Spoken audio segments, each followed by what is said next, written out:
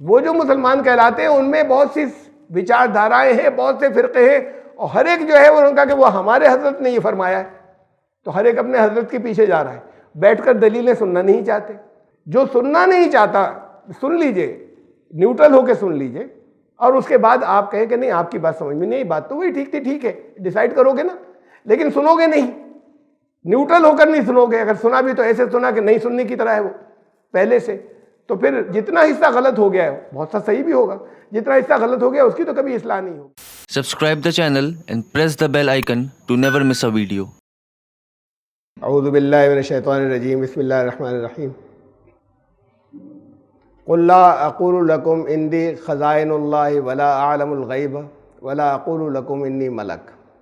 تم کہہ دو کہ میرے پاس اللہ کے خزانے نہیں ہیں، اور نہ میں غیب کا علم رکھتا ہوں، اور نہ میں یہ کہتا ہوں کہ میں فرشتہ ہوں۔ سورہ الانعام کی آیت نمبر 50 650 آج کا درس جہاں سے شروع ہو رہا ہے۔ اس سے پہلے یہ گزرا تفصیل سے کہ یہ یقین نہیں رکھنے والے، یہ نہیں ماننے والے بار بار چمتکاروں کی ڈیمانڈ کرتے ہیں۔ قرآن نے تو لفظ آیت استعمال کیا ہے۔ آیت ہوتی ہی وہ ہے جو اللہ کے کنٹرول میں ہو۔ کائنات میں اللہ کی آیات ہیں، انسان کے اندر اللہ کی آیات ہیں، قرآن شریف میں اللہ کی آیات ہیں۔ یہ وہ ہے جس کے اوپر کسی اور کا کوئی کنٹرول نہیں ہے۔ انسانی عقل اس کا پورا احاطہ نہیں کر سکتی، سمجھنے کی کوشش کر سکتی ہے، سمجھ سکتی ہے اگر غور و فکر کرے، لیکن اسے کریٹ نہیں کر سکتی، بنا نہیں سکتے۔ لیکن یہ لوگ وہ چیزیں مانگتے ہیں جو قانون کے خلاف ہیں۔ اللہ نے قانون جاری کر دیے اس زمین پر، اس کائنات میں، اور یہ فرما دیا کہ اب یہ قانون بدلیں گے نہیں۔ یہ نہیں کہ وہ نہیں بدل سکتا کسی خاص موقع پر کسی کے لیے، اس نے کہا نہیں بدلیں گے، یہ بہت واضح طور پر بتا دیا ہے۔ جو کچھ بھی ہوگا وہ جو قانون اس نے بنا دیے اس کے مطابق ہوگا۔ یہ الگ بات ہے کہ کسی دور کے اندر لوگوں کی سمجھ میں نہیں آئے کسی واقعے، کسی ایونٹ کو دیکھ کر کہ یہ کیا ہوا۔ اس دور کی انسان کی نالج اس جگہ تک نہیں پہنچی کہ وہ اس کو انالائز کر سکے، اس کا تجزیہ کر سکے۔ ہوتا سب قانون کے مطابق ہے۔ وہی معجزے ہوتے کہ انسان کے بس کی بات نہیں، اور اللہ نے اس کو اپنے قانون کے ذریعے وہاں پر جو کچھ کیا وہ انسان نہیں کر سکتا تھا۔ یہ لوگ ان کا جو جس چیز کی ڈیمانڈ کرتے ہیں، جسے چمتکار کہتے ہیں، وہ ہے کہ اس سے الگ ہٹ کر کچھ ہو جائے جو اللہ کے قانون ہے۔ یہ مانگ کرتے ہیں تو ان سے کہہ دو، فرمایا کہ میں نے تم سے کب کہا کہ میں کوئی سپر ہیومن ہوں، میں جسمانی طور پر انسانوں سے الگ کچھ ہوں۔ فرق یہی ہے کہ میرے اوپر وحی نازل ہوتی ہے، ورنہ انسانی ضرورتوں کے اندر اور انسانی خوشیاں، تکلیفیں، دوسری جتنی چیزیں ہوتی ہیں، صحیح و غلط کو طے کرنے، اس کے ارادے اور اختیار کے اندر، اس میں سب میں تم جیسا ہوں۔ قرآن نے کہا کہ ان سے کہہ دو قل انما انا بشر مثلکم، تمہارے مثل ایک بشر ہوں، اس وقت کے ساتھ میں یوحی الیہ کہ میرے اوپر وحی آتی ہے، وہ ہر ایک پر نہیں آتی۔ بہت بڑا فرق ہے یہ، لیکن انسانی تقاضوں میں تم جیسا ہوں۔ کوئی پتھر مارتا ہے تو چوٹ لگتی ہے، یہ نہیں ہے کہ نبی کو چوٹ نہیں لگ رہی، وہ تو ایسے ہیں کہ پتھر کراس ہو جاتا ہے ان کی باڈی میں سے، اس لیے کہ خالی نور ہے، ان میں مادہ تو ہے ہی نہیں، بشریت تو ہے ہی نہیں۔ کھانا نہیں ملتا تو تکلیف ہوتی ہے، بھوک لگتی ہے، وہ ساری ضرورتیں ہیں جو انسانوں کی ہوتی ہیں۔ تو ان سے کہہ دو کہ میرے پاس خزانے نہیں ہیں، میرے اختیار میں اللہ کے خزانے نہیں ہیں۔ تم کوئی انسانی ضرورتوں کے اعتبار سے میں خود ایک بشر ہوں، ایک انسان ہوں، تو تم جو ڈیمانڈ کر رہے ہو تو اسے سن لو کہ فرمایا کہ تم یہ کہہ دو کہ میرے پاس نہ تو خزانے ہیں اللہ کے کہ اس میں سے کچھ نکال کر میں تمہاری ڈیمانڈ پر کہیں پیش کر دوں، ولا عالم الغیب، میں غیب کو نہیں جانتا، غیب کا علم نہیں رکھتا، ولا اقول لکم انی ملک، اور نہ میں تم سے یہ کہتا ہوں کہ میں فرشتہ ہوں۔ فرشتوں کے مادی فزیکل باڈیز نہیں ہوتی، مادی جسم نہیں ہوتے تو پھر یہ زمین کی جو کشش ہے، کھینچنے کی جو گریویٹیشنل فورس ہے، یہ ان کو زمین کی طرف مادے کو کھینچتی ہے، تو وہ ٹریول کر سکتے ہیں، وہ فضاؤں میں اس میں جا سکتے ہیں دور تک۔ انسان کتنا اوپر اٹھے پھر کسی طاقت سے کسی مشین کے ذریعے جا سکتا ہے، پھر نیچے گرے گا یا نیچے آئے گا، زمین کھینچ لے گی۔ ان کی اپنی رفتاریں ہیں، ویلوسٹیز ہیں جو لائٹ کی ہوتی ہے، جو نور کی ہوتی ہے، اس رفتار سے وہ جا سکتے ہیں، آ سکتے ہیں۔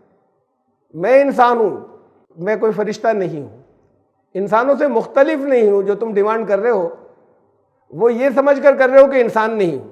اور اس کے بعد کہا کہ یہ آیت پوری نہیں ہوئی ابھی، ان اتبع الا ما یوحی الی، میرے اوپر وحی نازل ہوتی ہے، میں خود وحی کی پیروی کرتا ہوں۔ بات صرف اتنی نہیں ہے کہ میں تم سے کہتا ہوں کہ وحی کی اتباع کرو، بلکہ اللہ کی طرف سے جو وحی آتی ہے، انا اول المسلمین، سب سے پہلے میں اس کے اوپر عمل کرتا ہوں اور سب سے پہلے اس کے اوپر میں سر جھکاتا ہوں۔ آمن الرسول بما انزل، رسول ایمان لایا جو اس کے اوپر اللہ کی طرف سے نازل ہوا۔ سب سے پہلے تو ایمان رسول لاتے ہیں اس چیز کے اوپر جو ان پر نازل ہوا، والمؤمنون، اور پھر باقی ایمان لانے والوں سے کہتے ہیں، اور جو سچ مچ ایمان والے وہ ایمان لاتے ہیں۔ کہ سب سے پہلے ایمان بھی رسول لے کر آتے ہیں اس وحی پر جو اللہ کی طرف سے نازل ہوئی۔ تو ان کو یہ بتاؤ، ان اتبع الا ما یوحی الی، میرے اوپر وحی نازل ہوتی ہے اور میں اس وحی کی پیروی کرتا ہوں۔ یہ ہے فرق انسانوں میں اور نبی اور رسول میں۔ باقی سب پر وحی نازل نہیں ہوتی، میرے اوپر وحی نازل ہوتی ہے، لیکن وہ وحی اس لیے ہوتی ہے کہ اس کی انسان اتباع کرے، تو سب سے پہلے میں کرتا ہوں، میں خود اس کی پیروی کرتا ہوں۔ تو یہ میرے اختیار میں چیزیں نہیں ہیں، مجھ سے تو جو کہا جاتا ہے وہ میں عمل کرتا ہوں اور دوسروں کو عمل کرنے کے لیے کہتا ہوں، دوسروں کو پہنچاتا ہوں۔ تو یہ جو تم جو ڈیمانڈز کر رہے ہو، تم جو مانگے کر رہے ہو، وہ تم نے رسول کے یا نبی کے اسٹیٹس کو نہیں سمجھا کہ نبی کسے کہتے ہیں اور رسول کسے کہتے ہیں۔ اللہ کی طرف سے وحی نازل ہوئی، اس میں بشارت بھی ہے، اس میں وارننگز بھی ہیں، رسول نے خوشخبریاں دیں اچھے انجام کی۔ تم اگر جس راستے پر جا رہے ہو اس میں تمہیں خوشگواریاں ملیں گی یا اس میں تمہیں ایکسیڈنٹس ملیں گے اور تمہیں تباہیاں ملیں گی، وہ راستہ بتانے کے لیے آتے ہیں۔ خود صحیح راستے پر جا رہے ہوتے ہیں، دوسروں سے کہتے ہیں اس راستے کو اختیار کرو۔ تو بہت بڑی بات ہے یہ اعلان کہ اللہ نے کہا رسول اللہ صلی اللہ علیہ وسلم سے کہ تم یہ کہہ دو کہ میں تو خود اس وحی کی پیروی کرتا ہوں جو مجھ پر نازل ہوتی ہے، میں اس سے الگ کوئی اختیار نہیں رکھتا۔ هل يستوي الاعمى والبصير افلا تتفکرون، تم غور نہیں کرتے، سمجھتے نہیں بات کو، تفکر نہیں کرتے۔ انوائٹ اس پر کیا ہے، غور و فکر کے لیے انوائٹ کیا ہے۔ یہ بھی تمہارے غور و فکر کی بات ہے۔ جو تم سے کہا جا رہا ہے یہ جھوٹے ہوتے ہیں جو یہ دعوے کرتے ہیں کہ چمتکار لے کر آئے ہیں، چمتکار دکھائیں گے، وہ ان کے اپنے اختیار میں نہیں ہوتا۔ جب اللہ نے چاہا تو وہ چیز ظاہر ہوئی، وہ بھی قانون کے مطابق ہوتی۔ اس دور کے لوگ اس کو چاہے نہ سمجھ سکے کہ یہ کیسے ہوا، وہ خود عاجز تھے، سمجھ جائیں تب بھی وہ خود نہیں کر سکتے تھے اگر اس پروسیس کو سمجھ لیں اور اصولوں کو سمجھ لیں۔ کہ ایک لاٹھی ہے ہاتھ میں، اسے چٹانوں پر مارا تو اس میں سے چشمے جاری ہو گئے۔ اب یہ پروسیس کیا تھا، وہ چشمے اسی وقت جاری ہونے تھے جس وقت اللہ نے کہا لاٹھی مارو۔ اگر ان کے اپنے اختیار میں ہوتا حضرت موسیٰ کے، تو پورے ریگستان میں جگہ جگہ پتھروں کے اوپر لاٹھی مار کے اس کو سارے ریگستان کو ختم کر دیتے۔ اپنی پاور نہیں، جب چاہتے جس پتھر پہ مارتے اس سے چشمے جاری ہو جاتے، ایسا نہیں تھا۔ جب اللہ نے کہا کہ یہاں پر تم اپنی لاٹھی مارو، وہاں سے اس وقت چشمے جاری ہوئے۔ وہی لاٹھی تھی جب کہا کہ یہ سمندر کراس کرنا تھا، یہاں مارو، تو پانی نے راستہ دے دیا۔ جب اللہ نے کہا تھا جب ہوا، ایسا نہیں تھا کہ وہ چاہے جب کرتے تو ایسا ہوتا رہتا۔ یہ ان کی پاور نہیں تھی، ان کی نہیں تھی، اللہ کی دی ہوئی تھی، لیکن اس کو وہ اپنی چوائس سے استعمال بھی نہیں کر سکتے تھے۔ جب اللہ نے حکم دیا کہ اسے ڈالو، ایسا نہیں ہے کہ جب بھی انہوں نے کہیں اس لاٹھی کو رکھا، وہ ہر وقت ہاتھ میں تھوڑی ہے، سو رہے ہیں، جاگ رہے ہیں، نمازیں ادا کر رہے ہیں، کھانا کھا رہے ہیں، تو وہ ہر وقت ہاتھ میں تھوڑی رہتی ہے۔ زمین پر رکھی اور زمین پہ رکھتے ہوئے کوئی سانپ یا اژدہا نہیں ہوتی تھی۔ جب اللہ نے کہا کہ اس وقت ڈالو ایسا ہوگا، تو اس وقت ایسا ہوا کہ لوگوں نے دیکھا کہ وہاں پر سانپ یا اژدہا تھا۔ تو یہ ان کے اپنے کنٹرول کی یا اپنی پاورز کی چیزیں نہیں ہوتی، اللہ کی طرف سے نشانیاں ظاہر ہوتی ہیں، وہ بھی اللہ کی آیات ہوتی ہیں۔ هل يستوي الاعمى والبصير، کیا وہ جسے نظر نہیں آتا وہ اور جسے نظر آتا ہے دونوں ایک جیسے ہو سکتے ہیں؟ تمہیں آنکھیں دی ہیں، تم دیکھتے کیوں نہیں؟ اور بصیر، جس میں بصیرت، اندر کی نگاہ جو غور و فکر سے آتی ہے، وہ تمہیں دیے، تم استعمال کیوں نہیں کرتے؟ قرآن نے عقل کی اور فکر کی بات کی ہے، دعوت لگاتار اس کی دی ہے۔ یہ جو آپ کے ہاں آج کل معاملہ گرم ہے، کافی چل رہا ہے ڈسپیوٹ، وہ حضرت عائشہ کی عمر کے اوپر، جس کا کچھ مذاق اڑانے کے انداز میں ان کے ایک پارٹی کے ترجمان نے کہہ دیا تھا، اور اس کے اوپر ہنگامہ ہوا اور پوری دنیا سے مسلمان حکومتوں کی طرف سے احتجاج آئے۔ اس میں وہ لوگ کیوں نہیں سوچتے اس بات کو کہ ہے موجود، غلط انداز میں کہا، لیکن اس کا کہنا یہ کہ جو لکھا ہے تمہارے یہاں وہی تو کہا تھا، وہی تو بولا تھا، تو یا تو اس لکھے کو ہٹا دو کہ نہیں ہماری چیز نہیں ہے، اس لیے کہ تم اگر کہو گے تو یہ تو توہین ہو جائے گی، یا تو اس لکھے کو ہٹا دو، یا یہ سوچو کہ اگر وہ برا ہے تو کیا سچ مچ ہمارے دین میں ایسا ہے، کیا واقعی ایسا تھا، یا ہم نے کہیں غلط سمجھ لیا ہے جو ہم تک بات پہنچی ہے۔ اس میں پرسنل لا بورڈ کے اندر ہوا یہ، جب یہ 3 طلاق کے قانون بن رہے تھے، سپریم کورٹ کے جج نے پوچھا کہ آپ لوگ اپنی دلیلوں میں کہہ رہے ہیں، کاغذ پر لکھ کر دے رہے ہیں کہ یہ بڑا سخت گناہ ہے ایک مجلس کی 3 طلاقیں، یہ بہت سخت عیب ہے، بہت سخت برائی، اور اس برائی کو یہ کہتے ہیں دین میں ہمارے رہے گی، ہم باقی رکھیں گے اس برائی کو، اپنے خود برا کہہ رہے ہیں۔ یہ بڑی کامن سینس کا سوال تھا جو جج نے کیا کہ آپ خود کہہ رہے ہیں کہ بہت ہی برا، اللہ کو بہت سخت ناپسند ہے، یہ ایک ایسی چیز ہے، اور آپ کہتے ہیں رہے گا ہمارے یہاں۔ تو بات یہ ہے کہ قرآن ہر جگہ عقل و فکر کی دعوت دیتا ہے۔ ایسی چیزیں تمہارے یہاں تمہارے دین کے نام پر ہیں جسے کوئی اگر زبان سے دہرائے تو تم کہو گے کہ یہ تو توہین ہو گئی، ہیں کیوں ایسی چیزیں؟ آپ خود کیوں کہتے ہیں کہ وہ ہمارے دین کی ہیں؟ غور و فکر کرو، تحقیق کرو، معلومات کرو، ہو سکتا ہے ایسا نہ ہو جو کچھ کہا جا رہا ہے، لیکن جب پرائرٹیز بدل جائیں گی، جب ترجیحات بدل جائیں گی، قرآن ایک عمر دیتا ہے، یہ نہیں بتایا کہ 17 سال یا 18 سال یا 16 سال یا 15 سال میں نکاح ہوگا، یہ ہو بھی نہیں سکتا۔ قرآن نے کہا کہ جب نکاح کی عمر کو پہنچ جائے، وہ عمر وہ ہے جو عقل و رشد کی ہے، جس میں اپنے فیصلے خود کر سکنے کے قابل ہو، اپنے فائنینشیل میٹرز کو، اپنے مالی معاملات کو سمجھنے کا کوئی اہل ہو، وہ عمر نکاح کی قرآن کہہ رہا ہے۔ وہ کسی کی تھوڑی کم ہو سکتی ہے، کسی کی تھوڑی زیادہ ہو سکتی ہے۔ اب یہ بات ایک قرآن کہہ رہا ہے، اور ہم اس کے خلاف اگر ہم یہ کہنا شروع کریں کہ نہیں، کسی بھی ہماری چاہے جتنے مقدس کتابیں ہوں اس کے اندر یہ لکھا ہوا ہے، اللہ نے تو نہیں کہا وہ کتابیں مقدس ہے، رسول اللہ صلی اللہ علیہ وسلم کا فرمان ہمارے لیے مقدس ہے، لیکن یہ لوگوں نے طے کیا ہے کہ یہ وہی باتیں جو رسول اللہ صلی اللہ علیہ وسلم کی طرف سے آئی ہیں، تحقیقات کی ہے کہ نہیں، اس کا درجہ جو ہے وہی ہے جو عملاً جو قرآن کا ہے، کوئی غلطی نہیں ہو سکتی، بلکہ اوپر ہے، اس لیے کہ اس کے اندر اگر کوئی چیز ایسی آئے گی جو قرآن سے ٹکراتی ہوئی ہوگی تو ہم قرآن کی آیت کو منسوخ کہہ دیں گے، کینسل کہہ دیں گے۔ آپ کو حق ہے کہنے کا کہ قرآن کی آیت کو کینسل؟ رسول اللہ صلی اللہ علیہ وسلم نے یہ لفظ استعمال کیا کسی آیت کے لیے؟ اصول تو یہ ہے سیدھا سیدھا سا کہ جو قرآن کے مطابق ہو توجہ کریں گے، اگر قرآن کے مطابق ہوگی تو مان لیں گے، نہیں ہوگی تو اسے چھوڑ دیں گے۔ آپ نے نہیں فرمائی ہوگی، کہا میں اتباع کرتا ہوں وہی کی۔ رسول اللہ صاحب نے کہا سب سے پہلے میں ایمان لایا جو کچھ نازل ہوا، تم سے بات کو کہہ رہا ہوں۔ اللہ نے کہا کہ ان کو اعلان کر دو کہ میں خود پیروی کرتا ہوں اس کی جو مجھ پر نازل ہوتا ہے۔ کہیں یہ کہا کہ نہیں کچھ حصہ چھوڑ دیتا ہوں؟ تو پھر یہ تم اپنی چیزوں کو چیک کرو اور ساری دنیا کے اندر مذاق بنواتے ہو، اسے نہیں ماننے کو تیار ہیں کہ یہاں بھی کوئی غلطی ہو سکتی ہے۔ تو مجھے تو حیرت ہو گئی، ایک موقع پہ ایسا بھی ہوا، میں سوچ نہیں سکتا تھا، پرانی بات ہے، اب تو پھر اور جگہوں سے بھی سنی بات کو۔ میں حیدرآباد میں تھا، ایک صاحب گفتگو کرنے کے لیے آئے تھے، تو میں نے ان سے کہا بھائی قرآن میں اور احادیث کے مجموعے میں فرق یہ ہے کہ قرآن کی اللہ نے حفاظت کا وعدہ کیا ہے۔ تو ان کا کہاں کیا ہے؟ تو میں بڑا حیران ہوا، علم والے تھے۔ انا نحن نزلنا الذکر وانا لہ لحافظون، ہم نے ہی اس ذکر کو، اس ریمائنڈر کو نازل کیا ہے، ہمیں اس کی حفاظت کرنے والے ہیں۔ کا ذکر کہا ہے، قرآن کب کا ہے؟ یعنی وہ مجھ سے اس بات کے اوپر یہ بات کر رہے تھے، تو چھوڑیے کہ ذکر قرآن کو کہا ہے، اور 10 جگہ سے کہاں سے ثابت ہے اسے جانے دیجئے، لیکن یہ جو امت کا متفقہ عقیدہ ہے کہ اللہ نے اس کی حفاظت فرمائی ہے، وہ اس کی کاٹ کر رہے تھے۔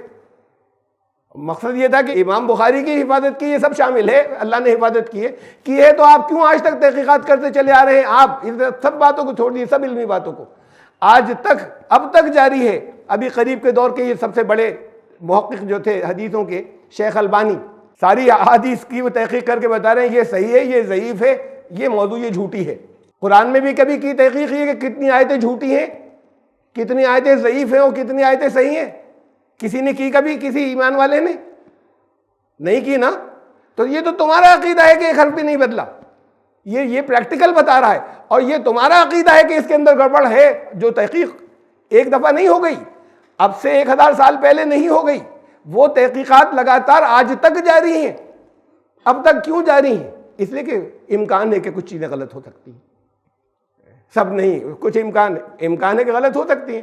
اس کا سب سے بڑا معیار ہے کہ قرآن کے مطابق ہو تو پاس، چاہے اس کے اندر راوی جیسے بھی ہو، چاہے راوی کوئی ایسا ہو جس کے بارے میں معلوم ہو کبھی اس نے جھوٹ بھی بولا تھا زندگی میں جس نے کبھی جھوٹ بولا، کیا ہمیشہ جھوٹ بولتا ہے وہ؟ حدیث کی بات تھی، سچی کہی۔ وہ پیمانے اپنی جگہ ہیں، اچھے ہیں، ایک معیار ہے چیزوں کو دیکھنے کا، لیکن دنیا میں کون سا جھوٹا ایسا ہے کہ جو ہر چیز پر جھوٹ بولتا ہے؟ اور دنیا میں کون سا سچا ایسا ہے ان کو انبیاء کو چھوڑ کر جو اس نے کبھی زندگی میں جھوٹ نہیں بولا؟ تو بات یہ ہے کہ وہ معیار ہے، لیکن وہ اتنے 100% صحیح معیار نہیں ہے کہ آپ ان معیاروں کو، اب قرآن سے بات اگر ٹکراتی ہے، عقل سے ٹکراتی ہے، فطرت سے ٹکراتی ہے، ساری دنیا میں مذاق بنتا ہے، اور آپ خود کہتے ہیں خبردار زبان سے مت نکالنا، اسے توہین ہو جائے گی۔ اسے خود سوچئے کہ آپ کے دین کی ہے کہ نہیں۔ رسول سب سے پہلے اللہ نے فرمایا کہ ان سے کہو کہ میں تو خود اس کی پیروی کرتا ہوں جو اللہ نے میرے اوپر نازل کیا، جو وحی مجھ پر نازل کی۔ اب کتنی چیزیں ہم آگے لے کر چلیں، کیا کہ نہیں، وحی بھی 2 طرح کی ہوتی ہے۔ ایک وحی وہ ہوتی ہے، وحی جلی، ایک ہوتی ہے وحی خفیہ وحی بھی ہوتی ہے۔ وہ خفیہ وحی یہ ہے جو امام بخاری، امام مسلم، ترمذی، ابن ماجہ، یہ ہے خفیہ وحی۔ ایک وحی وہ ہوتی ہے، ایک وحی یہ ہوتی ہے۔ میں رکھ چکا ہوں اس روایت کو اور اس کی تفصیلات کو، اس نیات کو، ان ساری چیزوں کو بہت تفصیل سے یہاں پہ لانے کا موقع نہیں ہے کہ جھوٹی حدیث، بہت تفصیل کے ساتھ میں اسے رکھ چکا ہوں۔ تو یہ چیزیں جو آگے خود وہ جو معیار جس کو آپ یہ کہہ رہے ہیں کہ وہاں سے لیا ہے، وہ خود اپنے آپ میں جھوٹی تھی اور غلط تھی۔ اللہ نے جو چیزیں دی، کہا کہ رسول کو حکم ہے کہ کچھ روک مت لینا اپنے پاس، جو نازل ہو رہا ہے پہنچا دینا۔ اب یہ عمل کرنے کے طریقے ہیں، کر دکھایا، اس کو لوگوں نے رپورٹ کیا، اس میں اسے آپ وحی کہہ لیں۔ اللہ نے وہی شہد کی مکھی کی طرف نازل کی، وہی لفظ استعمال ہوا قرآن کے اندر۔ اللہ نے موسیٰ کو وحی کی، کیا نبی تھی، کیا رسول تھی، کیا حضرت موسیٰ کی والدہ کو وحی کی کہ اب تم یہ بچے کو جو ہے وہ اس کے اندر دریا کے اندر ایک ٹوکری میں رکھ کر ڈال دو۔ اللہ نے دل میں ڈالا، اس وقت تو حضرت جبریل یا کوئی فرشتے بھی نہیں آئے، اللہ نے دل میں ڈالا۔ حضرت مریم کو مختلف موقعوں پہ اللہ نے وحی کی، نہ رسول ہیں نہ نبی ہیں، اللہ نے ان کے دل کے اندر یہ بات ڈالی، بہت واضح یقین ہو گیا کہ ایسا ہوگا۔ رسول اللہ صلی اللہ علیہ وسلم کے پاس کبھی فرشتوں کے ذریعے بھی اور کبھی دل میں ڈالنے کے ذریعے بھی وہ چیزیں آتی تھی کہ وہ جو اللہ نے وحی بھیجی، جو قرآن کی شکل میں بھیجی، جس پر سب کو ایمان لانا ہے، اس پر عمل کر کے دکھائیں۔ تو جو انہوں نے عمل کر کے دکھایا وہ ہم تک پہنچا۔ بہت سی باتیں کرنے کو کہیں، بہت سی باتیں خود کر کے دکھائیں، وہ سب اللہ کی نگرانی میں تھا، وہ اپنی جگہ، لیکن اس کو اس وحی کا درجہ نہیں دے سکتے کہ جو اللہ نے اپنے کلام کے اندر نازل فرمایا کہ یہ میرا کلام ہے۔ ان دونوں کے اندر فرق ہے، اور وہاں پر سب مانتے ہیں کہ بھئی چیزیں داخل بھی ہو گئیں کچھ ایسی جو غلط تھی، اس پر تحقیقات کر کے نکالا گیا۔ انسانوں نے تحقیقات کی، آج بھی کر رہے ہیں، اس دور میں ہو چکی، اب کیوں کر رہے ہیں؟ اس کے بعد کیوں جاری ہے تحقیقات؟ اس لیے کہ نہیں، ابھی بھی امکان ہے۔ یہ کرنے والے کون ہیں تحقیقات؟ وہ آج کے دور میں ہم پتہ لگا لیں گے 100%۔ بہت کوشش کرتے ہیں، بڑے اسکالرز ہیں، بہت سی چیزیں سامنے رکھتے ہیں جس کی بنیاد پر ایک فیصلہ کرتے ہیں، کہیں اس فیصلے میں غلطی بھی ہو سکتی ہے، لیکن ہم برابر کا اسٹیٹس دے دیں، عملاً اونچا لگا دیں، تو پھر وہ خرابیاں آئیں گی جو آپ کے فیس کر رہے ہیں۔ یہ اس سے بہت چھوٹی بات ہے جو حضرت عائشہ کے سلسلے میں آ رہی ہے اور کہی جا رہی ہے اور پوری دنیا میں کہی جا رہی ہے، خالی یہ انہوں نے یہاں پر نہیں کہا ہے۔ یہ عیسائی تو پتہ نہیں کب سے لے کر آ رہے ہیں ان ویب سائٹس کے اوپر جو اسلام دشمن ہے، ان لوگوں کو اس سے کوئی مطلب نہیں کہ ہمیں اس کا بھی دفاع کرنا ہے، خبردار یہ منہ سے نہ کہیں۔ اچھا وہاں پر لکھ دیا انہوں نے، اس کا کوئی کچھ نہیں کر سکتا، یہ تو یہاں پر ٹی وی پر بول دیا تو ہو گئی بات کہ یہ منہ سے نہ کہیں۔ آپ کے یہاں ہے کیوں ایسی چیزیں؟ اس سے زیادہ خطرناک ہیں، یہ بہت چھوٹی چیز تھی، اس سے بہت زیادہ خطرناک ہے جو یہیں موجود ہیں اور بھری ہوئی ہیں۔ اب وہ آ جائیں، وہ نہیں آئیں ان کے سامنے، آپ کیوں نہیں کہتے کہ کچھ غلط چیزیں شامل ہو گئی اس کے اندر؟ اسے کیوں نہیں آپ تفکر کیوں نہیں کرتے, آپ غور و فکر کیوں نہیں کرتے؟ یہ تفکر غور و فکر سے الگ ہے کہ نہیں یہ جیسا آیا ہم ویسا مانیں گے. ماننا ہی ہے رسول اللہ صلی اللہ علیہ وسلم نے جو کچھ فرمایا اسے ہر قیمت پر ماننا ہے, ایمان جاتا رہے گا, نہیں مانیں گے. لیکن اسے دیکھیے کہ کیا سچ مچ ان کی کہیں بھی بات تھی یا نہیں تھی؟ تو آپ ایمان ان کے اوپر لا رہے ہیں درمیان میں کسی اسکالر کے اوپر, جن کی کچھ باتوں کو بات کے آنے والے دوسرے اسکالرز بھی تصحیح کرتے رہے ہیں اور کریکشن جس میں کرتے رہے اس پر لا رہے ہیں آپ تو ایمان. افلا تتفکرون, کیا اندھے اور بصیرت رکھنے والے ایک جیسے ہو سکتے ہیں؟ تم غور و فکر کیوں نہیں کرتے, تفکر کیوں نہیں کرتے؟ وانذر بہ الذین یخافون ان یحشروا الی ربہم, اور انہیں وارننگ دو, ڈراؤ اس کے ذریعے, قرآن کے ذریعے. بہ الذین یخافون ان یحشروا الی ربہم, ان لوگوں کو جو اس کا خوف رکھتے ہیں کہ انہیں اپنے رب کے سامنے حاضر ہونا ہے. رب کے سامنے حاضر ہونے کا خوف کیسا؟ آپ کا ایک ملازم کچھ پیسے لے کے بھاگ گیا, آپ بلوا رہے ہیں نہیں آتا, فون کر رہے ہیں فون بند کر دیتا ہے, کبھی اگر ہو بھی گیا ہاں بس آ رہا ہوں ابھی آتا ہوں, اور اس کے بعد پھر غائب ہو گیا وہ. اسے خوف ہے آئے گا تو حساب دینا پڑے گا, وہ ڈر رہا ہے. کس چیز سے ڈر رہا ہے؟ اس سے ڈر رہا ہے کہ اس کو اس حساب کا سامنا کرنا ہے, یعنی خوف یہ ہے اصل. اور اس حساب کے نتیجے میں قانون ہے, کوئی سزا ہوگی, نکالا جائے گا, کوئی پینلٹی ہوگی, کوئی اصل خوف اس قانون کا ہے. جنہیں اس بات کا یقین ہے, جو لوگ اس بات سے ڈرتے ہیں کہ انہیں اللہ کے قانون کا سامنا کرنا پڑتا ہے, اس کا خوف ہے. قانون جن چیزوں پہ کہتا ہے سزا دی جائے گی, اگر وہ کر رکھی ہیں یا کرنے کا امکان ہے, تو جو اس بات سے ڈرتے رہتے ہیں کہ مجھے تو اس کے قانون کا سامنا کرنا ہے, صرف ان کو ہی وارننگ دینا کام آئے گا. وانذر بہ, اس کے ذریعے ان لوگوں کو بس تم ڈرا سکتے ہو, ان کو وارننگ دے سکتے ہو جو مانے. اور جو نہیں مانے, ایک آدمی خودکشی کرنے جا رہا ہے, آتم ہتیا, سوسائڈ, اسے کہے کہ دیکھو یہاں پہ پانی ہے مت اترنا, ادھر ڈوب جاؤ گے. اسے تو پتا ہے ڈوب جائے گا, اسی لیے تو جا رہا ہے. ابھی اسے کیا بتانا؟ جو ڈوبنے جا رہا ہے, جسے معلوم نہیں اسے تو روکے کہ ادھر مت جانا, گہرا ہے. اس کے لیے تو وارننگ کام آئے گی جو اس گہرائی میں جانے سے ڈرتا ہے کہ یہاں تباہی ہے. جو خود تباہی کی طرف جانے کا طے کر چکا ہو, اسے کیا ڈرانا؟ اسے وارننگ کس بات کی دینا جانتا ہے وہ تو. اس سے جو لوگ اس بات کی توقع رکھتے ہیں یا اس بات کا یقین رکھتے ہیں کہ اللہ کا قانون کا ہر وقت سامنا کرنا ہے انہیں, جو اس کا خوف رکھتے ہیں, انہی کے لیے انذار کام آئے گا, انہی کے لیے وارننگ کام آئے گی. اس قرآن کے ذریعے تم ان لوگوں کو وارننگ دے دو, ان کو ڈراؤ. لیس لہم من دونی ولی ولا شفیع لعلہم یتقون. اور پھر وہ جب اس کا سامنا کریں گے, اس سے پہلے تک تو توبہ کا موقع ہے. پھر وہاں پر اس سے ہٹ کر کوئی تمہارا سرپرست دوست نہیں ملے گا. مائیں اپنے بچوں کو چھوڑ دیں گی, باپ اپنے بچوں کو چھوڑ دیں گے, بچے اپنے ان کو چھوڑ دیں گے, اپنی ہوگی, کوئی ساتھ کھڑا نہیں ہوگا. ولا شفیع, کوئی شفاعت کرنے والا نہیں ہوگا. اب شفاعت کا مطلب ہمارے ہم ترجمہ کر لیتے ہیں سفارش. بہت شفاعت پہ تو بہت تفصیل کے ساتھ میں شاید 2 قسطوں کے اندر ہے, الگ اس کے اوپر لیکچرز ہیں, ساری ان احادیث کو لے کے اور قرآن کی آیات کو لے کر. شفا کہتے ہیں ساتھ میں کھڑے ہونے کو, اکیلا نہ رہے کوئی. دیکھیں والشفع والوتر, اللہ نے گواہی میں رکھا. وتر کہتے ہیں تنہا, اکیلا, جیسے وتر طاق ہو جاتا ہے. شفع ایک مل گیا, ایک نہیں بچا. ساتھ وہی ہوتا ہے کہ میں تمہارا ساتھ دوں گا, ساتھ کھڑے ہونے کا مفہوم یہ ہوتا ہے. تو کوئی تمہارے ساتھ کھڑے ہونے والا نہیں ہوگا. لعلہم یتقون, جو لوگ اس سے خوف کھاتے ہیں, اس سے شاید وہ پھر ان نقصانات سے بچ جائیں, ان کو وارننگ دو. جو نقصانات سے وہی بچ پائیں گے جنہیں جب بتا دیا جائے تو اس نقصان سے بچنے کی ضرورت محسوس کرتے ہوں. جو ضرورت ہی نہیں محسوس کرے اس نقصان سے بچنے کی, اسے وارننگ دینے کا کوئی فائدہ نہیں. لعلہم یتقون, شاید پھر وہ نقصان سے بچ جائے.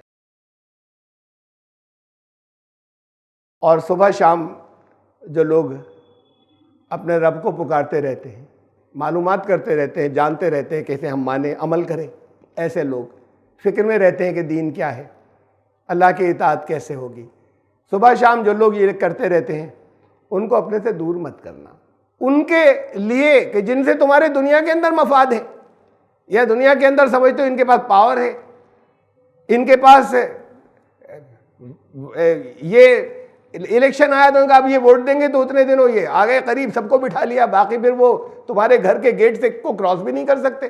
پھر وہ جو جہاں تم نے بلایا ولیمہ کیا، آ گئے کچھ وہ لوگ بھی جو بیچارے، میں ان کی بات نہیں کر رہا جو پروفیشنل ہیں اگر پہچانتے ہیں تو، لیکن کچھ ضرورت مند ہیں، کچھ سائل ہیں، وہ آ گئے، بلایا نہیں تھا. اب یہاں کھانا ہو رہا ہے، انہوں نے کہا کہ ہم بھی لے لیں. اگر بہت مہربانی کی تو کہا کہ رک جاؤ بھی، یہ ہمارے ریسپیکٹیبل گیسٹ کھا لیں پہلے، اور اس کے بعد انہیں کچھ بچا کھچا جو ہے وہ پوٹلی مانگو، وہاں ادھر کونے میں بیٹھ کے کھا لو، وہاں جاؤ. تمہارے پاس پیمانے جو ہیں لوگوں کو جج کرنے کے وہ یہ ہیں کہ کس کے کپڑے کیسے ہیں، کون سماج کے اندر جو ہے وہ اسٹیٹس کس کا اونچا ہے، کون پاورفل ہے. ان لوگوں کی تم لحاظ کرتے ہو، ان کی عزت کرتے ہو، ان کا خیال کرتے ہو، ان کا احترام کرتے ہو، اور انہیں بھگا دیتے ہو. کہا کہ وہ لوگ جو صبح شام اس فکر میں رہتے ہیں کہ دین کیا ہے، ہم اس پر عمل کریں، کچھ کام کریں دین کے لیے، انہیں اپنے سے دور مت کرنا. یریدون وجہ، وہ اللہ کی رضا چاہتے ہیں، اور جو اللہ کی رضا نہیں چاہتے ان کے پیچھے پیچھے تم بھاگتے ہو. ما علیک من حساب من شیء، تمہیں کیوں دور کرتے ہو؟ وہ جو کچھ کرتے ہیں اس کا تمہیں کوئی حساب نہیں دینا ہے تم سے. اور وما من حسابک علیہم، ہر ایک کے عمل اس کے اپنے ساتھ میں ہیں. تو اس بات کا خیال رکھو کہ وہ جن لوگوں کو تم اہمیت دیتے ہو، نہ تم ان کے اعمال کا حساب دو گے، نہ وہ تمہارے اعمال کا، لیکن اپنے عمل کو دیکھ لو. اللہ نے کہا ہے کہ تمہیں ان کا خیال رکھنا ہے، خاص طور سے ان کو دور اپنے سے نہیں کرنا. جو لگے کیا بتائیے، ہم چلتے ہیں، ہمیں بتائیے دین اللہ نے کیا کہا، ہمیں بتائیے کیا کرنے کو کہا، چلیے چل کے کرتے ہیں. تو انہیں امپورٹنس نہیں دیتے، تم انہیں دیتے ہو اہمیت. تو فتطردہم فتکون من الظالمین، تم نے اگر ایسا کیا تو پھر تم ظلم کرنے والوں میں سے ہو جاؤ گے. تم نے اپنے مقام کو چھوڑا، جو اسے ظلم کہتے ہیں. تمہارا جو اصل مقام تھا، جو اصل حکم تھا وہ یہ تھا. رسول اللہ صلی اللہ علیہ وسلم کو ہدایت آئی، ایک وارننگ آئی اس دین کی محبت میں. انہوں نے کہا کچھ بڑے لوگ آئے ہوئے ہیں، سردار آئے ہوئے ہیں، ان کو میں سمجھا دوں. اس درمیان میں ان کو نظر نہیں آ رہا تھا، نابینا تھے آئے، اور انہوں نے آنے کے بعد یہ کہا کہ جو نابینا تھے انہوں نے آنے کے بعد کہا کہ مجھے بھی کچھ علم دیجئے. انہیں نہیں معلوم تھا کون بیٹھے ہیں کیا ہے، تھوڑی سی ناگواری آئی. تو کہا کہ اس پر تم نے تیوری چڑھائی کہ یہ تمہارے پاس یہ ایک کمزور آدمی آ گیا، یہ دین کے بارے میں جاننا چاہتا تھا. نرمی سے پیدا کر سکتے ہیں کہ ذرا سے رک جائے، ابھی بتاتے، ابھی سمجھاتے، ایک ذرا سی ہم بات پوری کر لیں. انہیں تو نہیں معلوم تھا. تو پھر ان کو کہا گیا کہ نہیں دیکھو یہ طریقہ ہے، یہ وہی اللہ کی طرف سے آئی کہ دین پر عمل کرنے کا جو طریقہ ہے وہ یہ ہے، وہی تم لوگوں کو بھی کرنا ہے. رسول نے وہی کی پیروی کی، وہی آئی، اور وہ وہی ایسے آئی کہ وہ ہمیں بھی بتایا گیا ایسا ہوا، اور تم لوگ بھی ایسے ہی کرنا، تم ورنہ ظالموں میں سے ہو جاؤ گے. یہ صرف ایسا ہی نہیں ہوا کہ ہم نے رسول سے کہا تھا، صرف ایک مرتبہ ایسا ہو گیا تھا، یہ ایسا نہیں ہے. وَكَذَلِكَ فَتَنَّا بَعْضَهُم بِبَعْضٍ، یہی قانون ہے. کذالک ایسے ہی ہوتا ہے. لوگوں میں الگ الگ دو طرح کے، مختلف طرح کے طبقات ہوتے ہیں. لوگوں میں الگ کلاسز، کلاسیفیکیشن ہوتا ہے، الگ الگ طرح کے اسٹیٹس کے لوگ ہوتے ہیں، الگ الگ طرح کے مزاجوں کے لوگ ہوتے ہیں. ان کو ایک دوسرے کے ذریعے جو ہے وہ تپایا جاتا ہے، آزمائش میں ڈالا جاتا ہے، اس سے ایک ٹیسٹ ہوتا ہے. تو ایسے ہی ہم ایک گروہ کے ذریعے دوسرے گروہ کو آزماتے چلے جاتے ہیں. لِيَقُولُوا أَهَؤُلَاءِ مَنَّ اللَّهُ عَلَيْهِم مِّن بَيْنِنَا، پھر یہ باتیں سننے کو ملتی ہیں کہ اچھا یہ ان پر اللہ کا فضل ان کے اوپر ہوا ہے. یہ تو ہوتا تو جیسے اعتراض کرتے تھے کہ اگر ان دونوں بستیوں میں سے کوئی بڑا آدمی ہوتا اس پر اس کو رسول بنایا جاتا، تم ہی رہ گئے تھے کہ اللہ نے تمہیں رسول بنا لیا. یہ اللہ کا فضل ہے، جسے چاہے وہ عطا کرے.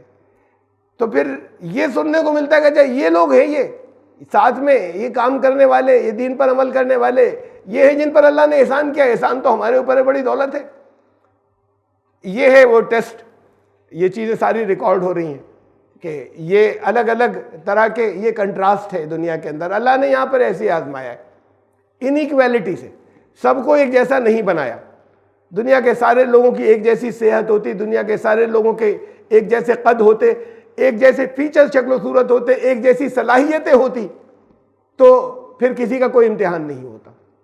امتحان ہے ہی ایسے کہ کسی کو زیادہ دے دیا، کسی کو کم دیا، کسی کو کالا ہو گیا، کسی کو بہت فیئر کمپلیکشن کا بنا دیا, کسی کو بہت اچھی ہیلتھ دے دی, کسی کی ہیلتھ کچھ کم ہے, اب امتحان شروع ہو گیا دونوں گروپ.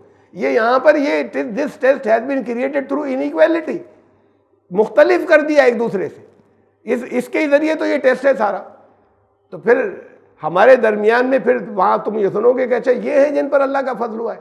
یہ لوگ جو گیج کرتے ہیں لوگوں کی فضیلت کو, وہ اس سے گیج کرتے ہیں کہ یہاں دنیا میں کس کو زیادہ ملا ہوا ہے.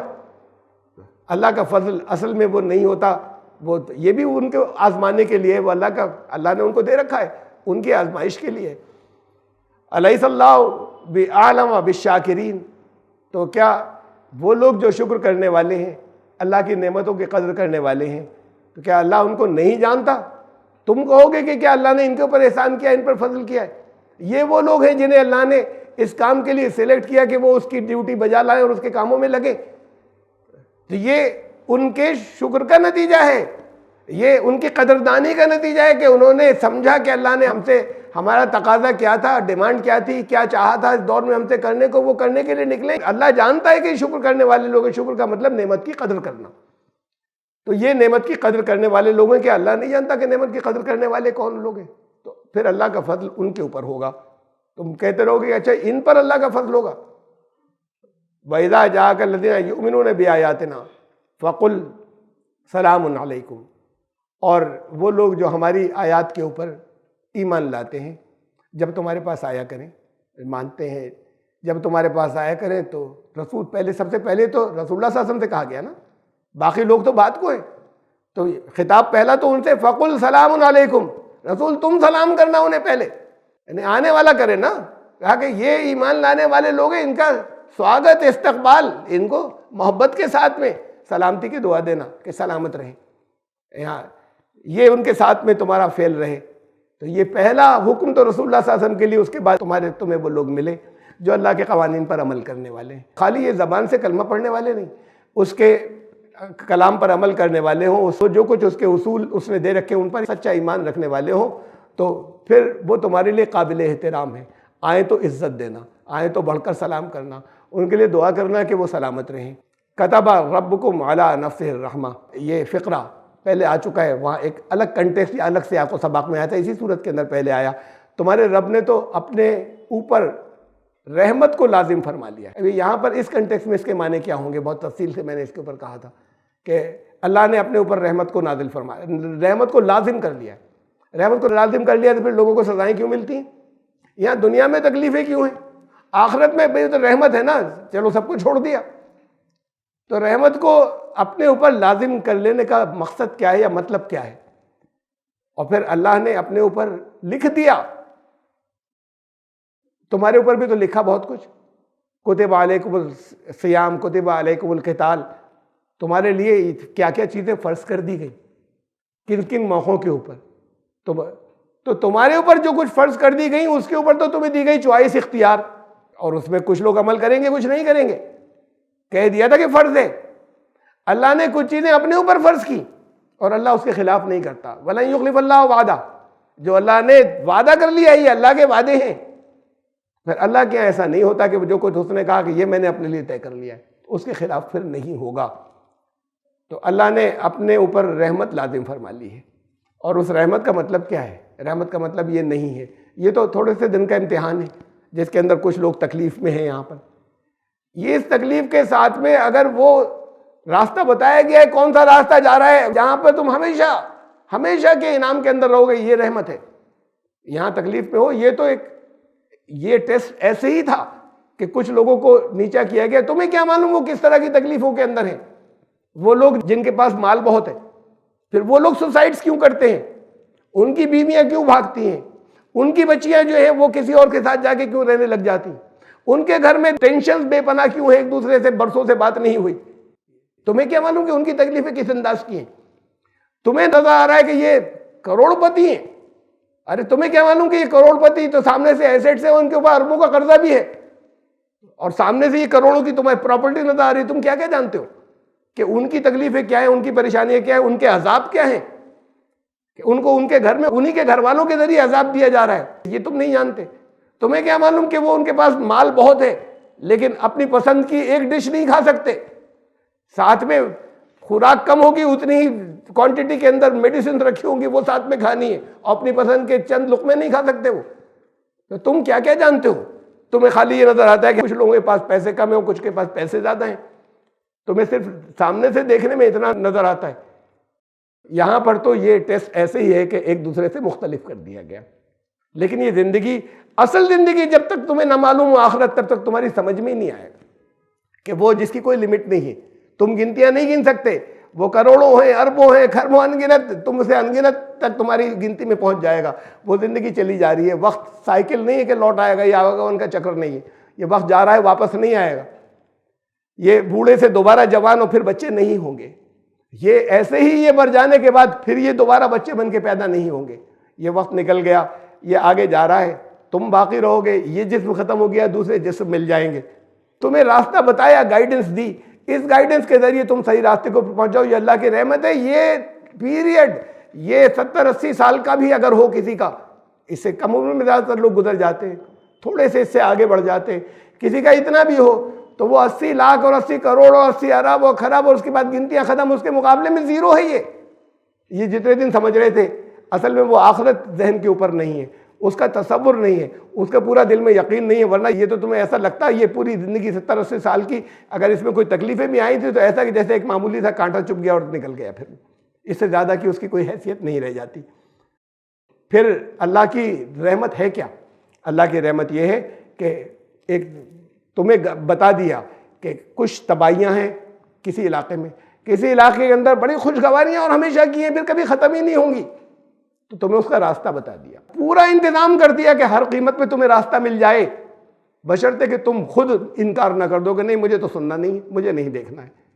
اصل تو رحمت اللہ کی یہ ہے. یہ آگے اسے ایکسپلین کیا نہ ہو، اور وہ یہ من عمل منکم سوءا بجہالۃ، ایسا نہیں ہے کہ کوئی بھی غلطی ہوگی تو اس کی سزا کھٹ سے مل جائے گی. کسی نے کوئی عمل کیا، نادانی میں کر لیا، جہالت میں کر لیا، کبھی شیطان کا غلبہ کسی وقت ہو گیا اس لیے کر لیا جانتے بوجھتے بھی، تو تاب من بعد، لیکن اس کے بعد پلٹا. یہ نہیں کہ پھر اسی میں بڑھتا چلا گیا، ملوث ہوتا چلا گیا. تاب من بعد ہی واصلح، اور پھر اصلاح بھی کر لی، صحیح راستے پہ بھی چل پڑا. خالی پلٹا نہیں، توبہ تو کہتے ہیں پلٹنے کو، کہ پھر وہ پلٹا اور پلٹنے کے بعد صحیح راستے کے اوپر چل پڑا. تھوڑی دور گیا تھا. اب جو کسی راستے کے اوپر اتنا آگے نکل جائے وارننگ کے باوجود کہ یہ تباہی کی طرف جا رہا ہے، یہ آگے جنگلی ہاتھیوں کے غولے مت جاؤ، ادھر اس راستے پہ مت جانا. اب وہ چلتے ہی چلے جا رہے ہیں کہ نہیں ہم تو جا رہے ہیں، اور یہ وارننگز مل چکی، ایک بار نہیں کئی بار مل چکی.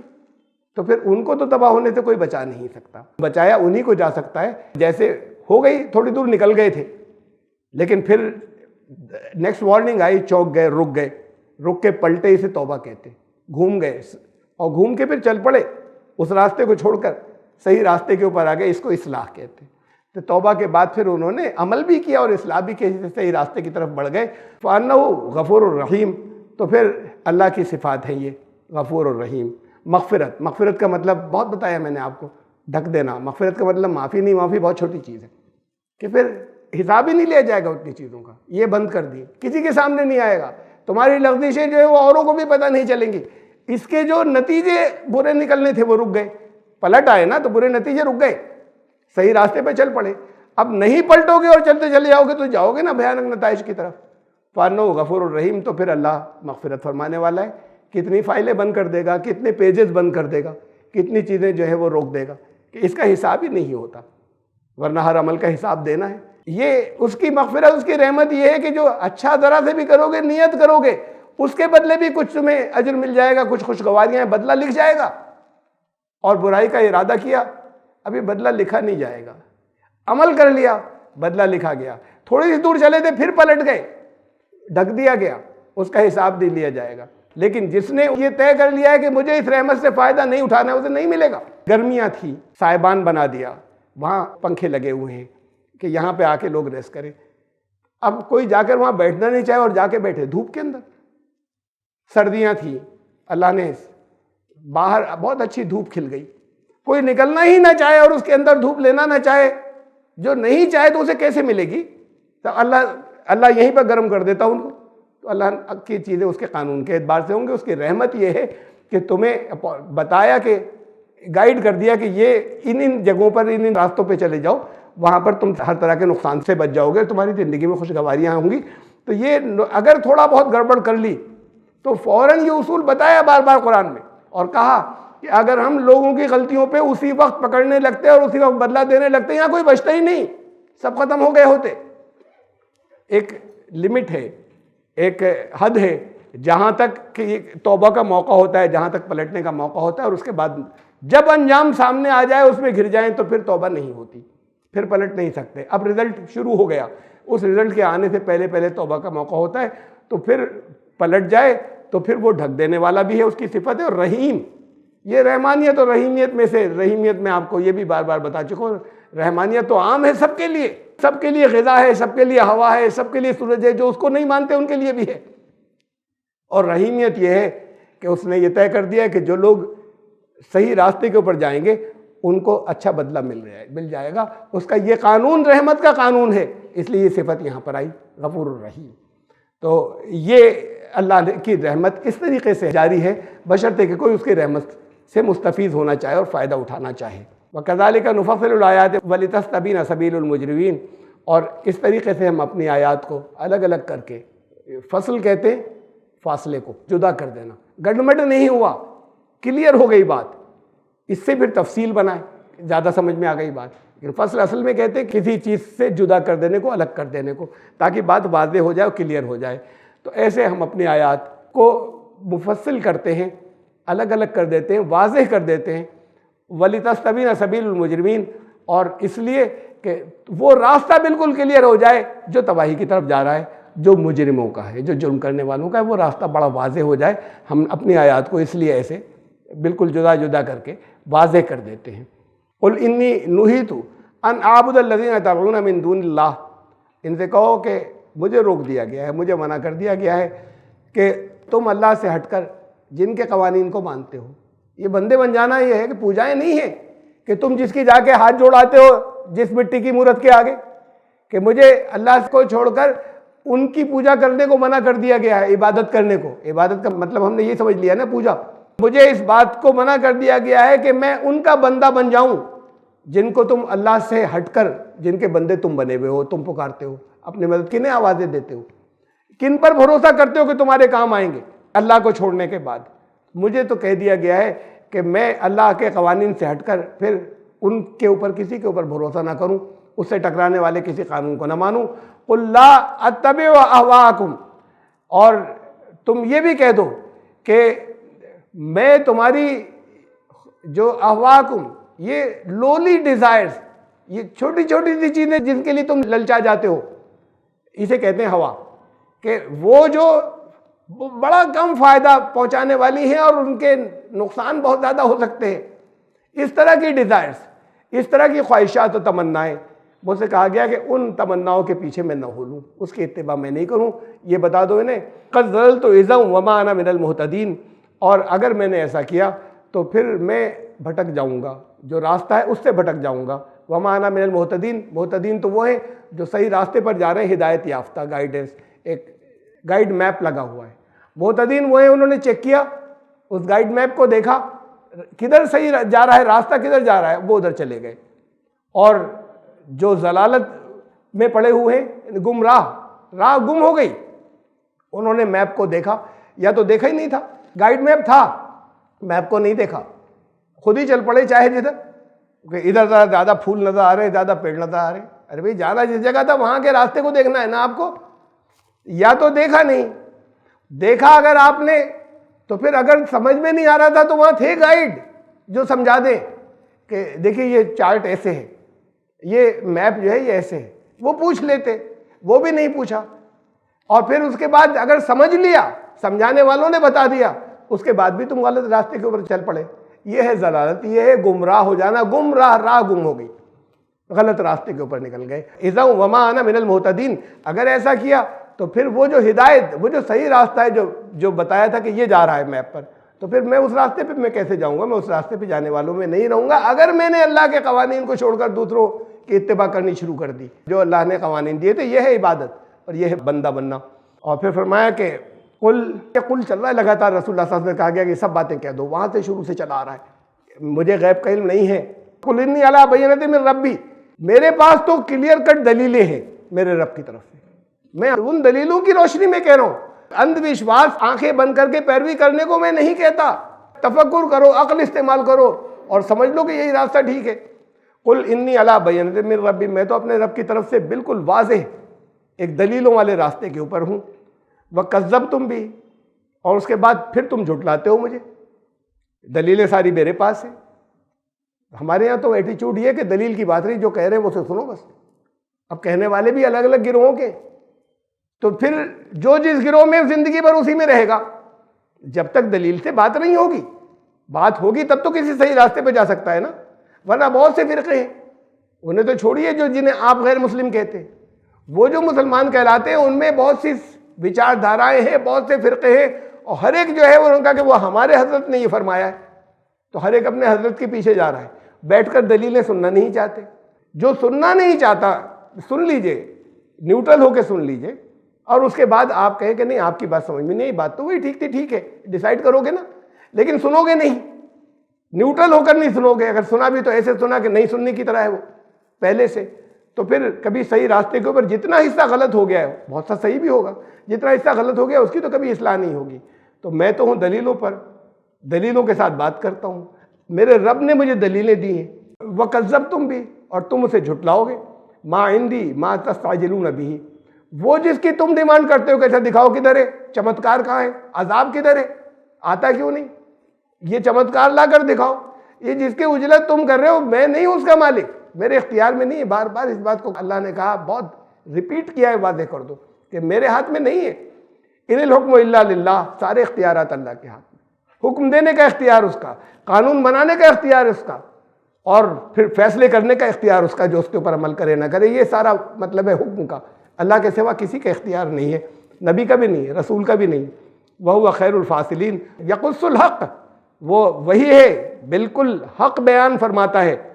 وَهُوَ خَيْرُ الْفَاصِلِينَ، اور جتنے لوگ بھی فیصلے کرنے والے دنیا میں، ان سب سے بہتر فیصلہ جو ہے وہ اس کا ہوتا ہے، اور اس کا فیصلہ صحیح ہوتا ہے.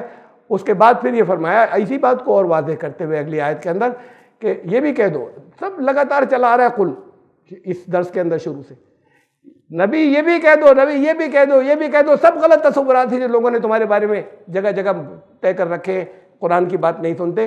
کہ اللہ نے فرمایا کہ ان سے یہ بھی کہہ دو، انہیں بتا دو کہ قل لو ان عندی ما تستعجلون بہ لقضی الامر بینی و بینکم، میرے ہاتھ میں ہوتا نا فیصلے کی بات، اور تم کہہ رہے ہو کہ ذرا لا کے دکھاؤ عذاب. یہ فیصلہ پتہ نہیں کب کا ہو گیا ہوتا. میرے اختیار میں ہوتا تو فیصلہ ہو گیا ہوتا، میرے اختیار میں نہیں ہے. یہ اللہ کی طرف سے قانون مقرر ہے کہ کب کیا ہوگا، کتنا کس کا گھڑا بھر گیا ہے، کتنی کس کو اور مہلت دی جائے گی، یہ میرے اختیار میں نہیں ہے. اگر یہ جس کی تم اجلت بچا رہے ہو اگر ایسا ہوتا لقضی الامر بینی و بینکم، تو میرے تمہارے درمیان میں فیصلہ کب کا ہو گیا ہوتا. یہ بھی کہہ دو ان سے. واللہ عالم بالظالمین، اللہ خوب جانتا ہے یہ اپنے مقام سے ہٹ کر جو باتیں کرنے والے ہیں، یہ فضول باتیں، یہ لوگ سب ظلم کرنے والے ہیں. اللہ ظالموں کو خوب اچھے طریقے سے جانتا ہے. اور وَعِندَهُ مَفَاتِحُ الْغَيْبِ لا يَعْلَمُهَا إِلَّا هُ، اور غیب کی جتنی کنجیاں ہیں وہ اس کے پاس ہیں. غیب کیا ہے؟ وہ جو نظر نہیں آتا. یہ نہیں کہ جو سمجھ میں نہیں آتا. کتنی چیزیں نظر نہیں آتی، ہم ان کو ان کی جو دلیلیں ہیں، ان کے جو اثرات ہیں، اس سے ہم جانتے ہیں. وہ باہر الگنی کے اوپر، باہر ڈوری کے اوپر کپڑے لٹکے ہوئے تھے، ہل رہے ہیں، ہوا چل رہی ہے. یہاں ہوا نہیں ہے، وہاں ہمیں یہاں سے نظر آ جاتا ہے، ہم کہتے ہیں باہر ہوا چل رہی ہے. ہوا تو نظر نہیں آئی، لیکن ہوا نے جو کچھ کریٹ کیا، ہوا سے جو چیزیں ظاہر ہوئیں، اس سے ہمیں معلوم ہوا کہ ہوا تھی. تو ضروری نہیں کہ جن چیزوں کو تم نہیں دیکھتے انہیں سمجھ نہ سکو. غیب اسے نہیں کہتے کہ جسے سمجھا نہیں. غیب پر ایمان کا مطلب بے سمجھے ماننا نہیں ہے. غیب پر ایمان کا مطلب تمہیں نہیں نظر آتا، لیکن سمجھو، غور کرو، اور اس کے بعد بھی مانو. تمہیں نظر نہیں آ رہا ہے، نظر آ جائے گا. چیزیں بہت سی ظاہر بھی ہو جائیں گی جو آج نظر نہیں آ رہی. وَعِندَهُ مَفَاتِحُ الْغَيْبِ، غیب کی سب کنجیاں ہیں اس کے پاس. تو کنجیاں کیا ہیں غیب کی؟ جو تمہیں نظر نہیں آتا چاروں طرف. وہ چیزیں جو ابھی ڈسکور نہیں ہوئی وہ نظر نہیں آتی. سائنس کیا کرتی چلی گئی، انسان کی نالج کیا کرتی چلی گئی. چیزیں جو ہیں وہ انسان کو نظر آتی چلی گئی، وہ جو پہلے نظر نہیں آتی تھی. یہ فطرت میں سے، نیچر میں سے قانون اخذ کرتا چلا گیا، اور وہ پہلے نہیں جانتا تھا ان چیزوں کو. حضرت آدم میں اللہ نے تمام علوم رکھ کر بھیجے تھے، یہ تھا الاسماء کلھا کا علم، سارے قیامت تک جتنے انسانوں کو مل رہے ہیں وہ ان سے جینیٹیکلی جو ہے ڈی این اے کے تھرو ساری نسلوں کے اندر ٹرانسفر ہوتا چلا جا رہا ہے، علوم قیامت تک کے آپ سب کے پاس بھی ہیں، لیکن آپ کے مائنڈ کا ڈیولپمنٹ ابھی خالی 18% ہوا ہے، باقی ابھی باقی ہے، اتنا علم آپ کے پاس آ چکا ہے۔ انسان کچھ دیکھتا ہے، دیکھ کر غور و فکر کرتا ہے یہ کیسے ہو گیا، ایک اصول دریافت کر لیتا ہے، وہ اصول آگے بڑا کام آتا ہے، ایسے انسان کا علم بڑھتا چلا جا رہا ہے۔ اس کی جو نالج اندر تھی سب کانشیس مائنڈ میں، وہ کانشیس مائنڈ میں آ جاتی ہے، اتنا سا مینٹل ڈیولپمنٹ اور ہو جاتا ہے انسانیت کا۔ ابھی اتنا واقعی کھلنا، اور یہ اتنا پورا کھلنے سے پہلے قیامت نہیں آئے گی۔ جتنا انسان کو دیا وہ ایسا نہیں ہوگا کہ یوٹیلائز نہیں ہو، یہ الگ بات ہے کہ جتنا عرصہ گزرا اس 18% کے کھلنے میں، باقی 82% کے کھلنے میں شاید اس سے بہت کم وقت لگے، یہ ایک بالکل الگ بات ہو سکتی ہے۔ لیکن یہ علوم انسان کو دیکھ کر مشاہدہ کر کے وہ جو اس کے سب کانشیس مائنڈ میں تھا، تحت الشعور میں تھا، وہ سامنے آ جاتا ہے۔ اسے وہ کہتا ہے ریسرچ، اسے ہم نے دوبارہ سرچ کر لیا، ریسرچ۔ یہ وہ ہوتا ہے جسے ہم یہ کہتے ہیں کہ یہ اس نے ایجاد کر دی، نیا کچھ نہیں کر دیا، چیزیں موجود تھی، ایک رول ایک قانون ڈسکور کر لیا، اچانک جو ہے وہ محسوس ہو گیا کہیں پر آرشمیدس کو کہ اس کے اندر پانی جو ہے وہ باتھ ٹب میں لیٹتے ہوئے ایک اصول دریافت کر لیا کہ واٹر کے تھرسٹ سے۔ ایسے ہی اچانک طرح طرح کی چیزیں جو ہیں لوگ غور کرتے ہیں، یہ کون دنیا میں سوچ سکتا ہے؟ عجیب بیوقوفی کا سوال محسوس ہوتا ہے کہ نیوٹن لیٹے ہوئے تھے، انہوں نے یہ سوچا کہ سیب اوپر کیوں نہیں گیا، نیچے کیوں گر گیا، اس نے سوچا، ایک اصول دریافت کر لیا، وہاں لا جو نکل کر آ گئے، دنیا کے لیے اہم ترین لاز میں سے گریویٹیشن کا لا۔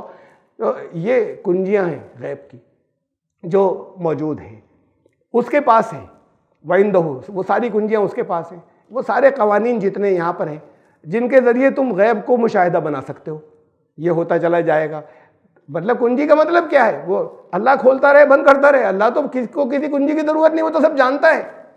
غیب کی کنجیاں ہیں اس کے پاس، وہ اس کے پاس یا آپ کے پاس کہیں 3-4 تجوریاں ہوں تو آپ چابی چھپا چھپا کر رکھیں، وہ اس کو ضرورت ہے کیا اس بات کی کہ کنجیاں ہوں کہ کب کس کو کھولے تب پتہ چلے گا کہ اچھا یہ ہم نے بنایا تھا اور یہ ہم نے رکھا تھا، تو اسے کسی کنجیوں کی نہیں ہے نا ضرورت، اس کے پاس ہیں غیب کی کنجیاں، وہ سارے اصول جو فطرت اور کائنات کو ڈسکور کرنے کے، یہ کنجیاں اس غیب کی، اور یہ اس لیے ہیں کہ تمہارے پاس پہنچے، تم انہیں ڈسکور کرتے چلے جاؤ اور کائنات کو مسخر کرو انسانیت کی بھلائی کے لیے، انسانیت کی فلاح کے لیے۔